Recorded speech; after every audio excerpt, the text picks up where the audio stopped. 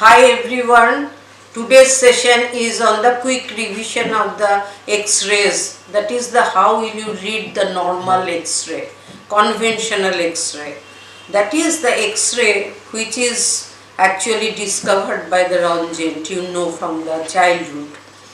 And you will see this view of the shoulder joint. This is the X-ray of the shoulder joint. You will see this is the AP view, that means the rays are passing from the anterior aspect to the posterior aspect. The X-ray film is behind the shoulder joint and the X-ray is passing from the anterior aspect. Here you should locate the glenoid. You see, this is the glenoid cavity. This is the head of the humerus. In between the glenoid and the humerus, you will see the shoulder joint space.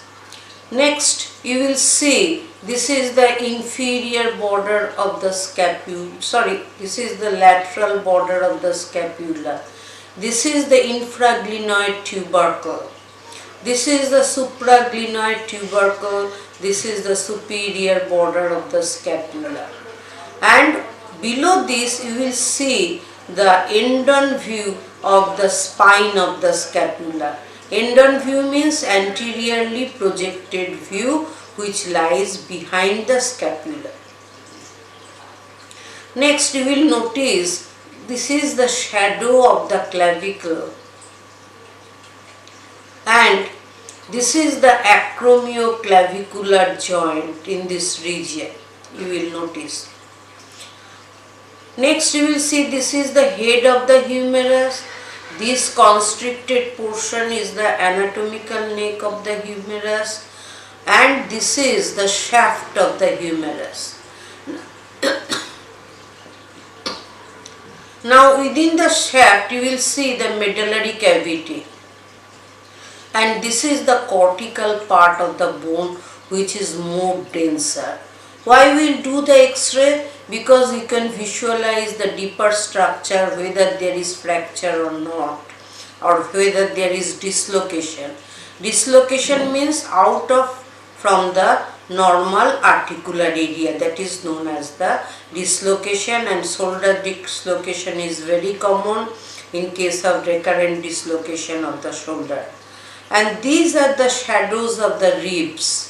So these are the things you will see in the AP view of the X-ray and shoulder joint. And this is, you will see the area which is dark but there is a line which is prominent. This is the lesser trochanter, lesser tubercle of the humerus, and this is the greater tubercle. So this finishes the study of the shoulder joint AP view. Now this is the lateral view of the shoulder joint. In the lateral view, you will see the head of the humerus. It is rotated laterally. You will see here the head is in this region. Here there is head is here. And you will see this portion is the spine of the scapula which is situated behind. And this is, you see, this is the presence of coracoid process of the scapula, which is an example of atavistic type of epiphysis. Now this is the anatomical neck of the humerus. This is the shaft of the humerus. This is the medullary cavity. It looks partly, you will see, black in color, and the rest of the area is shiny white. This is the gross structure of the humerus. This is the cortical area and this is the medullary cavity. Now you also get here another shadow which is translucent in character. This is the soft tissue shadow, and you will see here this is the shadow of the clavicle, and this is the lower part of the clavicle. There is a cone-like appearance. This is known as the trapezoid ridge and the conoid tubercle. This is the coracoid process of the scapula.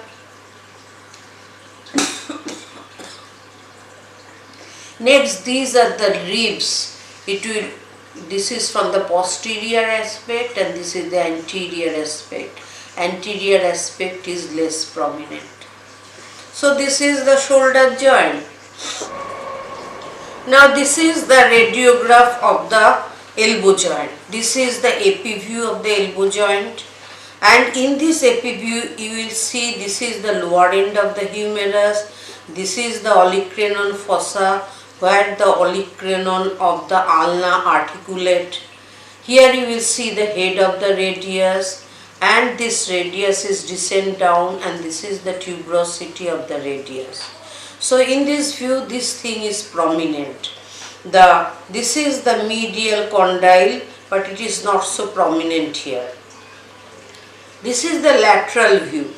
Now in this lateral view you will see the two supracondylar line is very prominent. This is the radius. You will see the head of the radius articulates with the capitulum, and this is the ulna. So in this lateral view the depth of the structure can be visualized.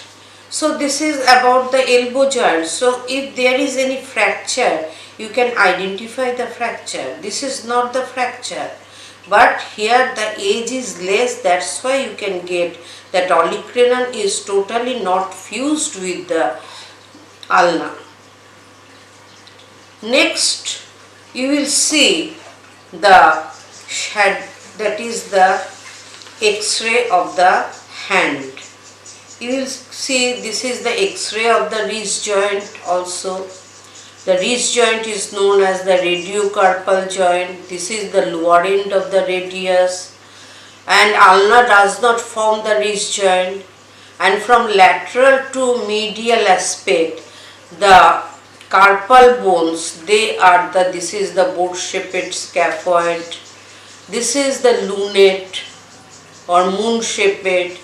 This is the triquetral bone, and there is an overlying shadow of the pisiform, P-like. From lateral to medial aspect, the distal row consists of, this is the trapezium, which will articulate with the first metacarpal, forming the first carpometacarpal joint. Next is the trapezoid, the small bone, more denser, and the largest carpal bone here you will see, which has got an head, that is known as the capitate. And this is the hamate, and hamate has got the hook. This is the hook of the hamate. These are the metacarpal bones. This is the first, which is the strongest and stoutest. The second, the longest one, and the others you will see. It has got the characteristic of the miniature long bone. That means it has got only one epiphysis and diaphysis. So this is the central portion, which is the medullary cavity, and this is the lateral portion or the cortical portion, the denser portion of the bone. And you will see here that these are the phalanges. The phalanges, in case of first there are 2 phalanges, and in case of other bones there are 3 phalanges. So this is actually the adult bone. All bones appear, the pisiform also appear, because the pisiform appears at the age of 12 years. So this is the hand above the 12 years of age. Next I will show you another big picture of this the carpal bones, metacarpal bones, and the radio-ulnar joint. You see this is the lower end of the radius, this is the lower end of the ulna, this is the radial styloid process, this is the ulnar styloid process, this is the scaphoid bone, this is the lunate bone. These together form the wrist joint. Ulna is separated by a triangular articular disc. Now, from lateral to medial, the carpal bones are scaphoid, which is more prone to fracture in case of bike accident and in case of cycle accident. This is the lunate, which is more commonly dislocated. This is the triquetral, and this is the pisiform, which is an example of the sesamoid bone. The sesamoid bone which develops at the flexure carpi ulnaris muscle. The distal row consists of, this is the trapezium, this is the trapezoid, the overlapping of the part of the trapezoid with the trapezium.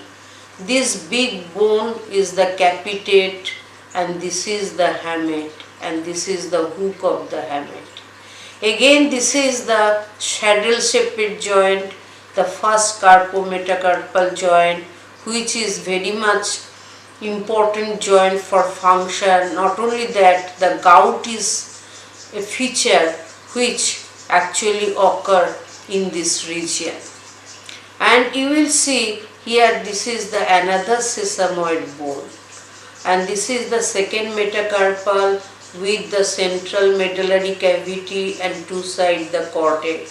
Similarly, the other metacarpal, you also visualize this. All the metacarpals has got the epiphysis at the distal end, but in case of first, you will see the epiphysis is in the proximal end. So this is the another X-ray. Next, I will show you the X-ray of a child. You will see here lower end of the lower epiphysis of the radius is not fused. There is a gap. Ulna is not fused. The proximal row of the bone, you will see scaphoid, which is smaller in size, lunate, the triquetral. The pisiform is not appeared.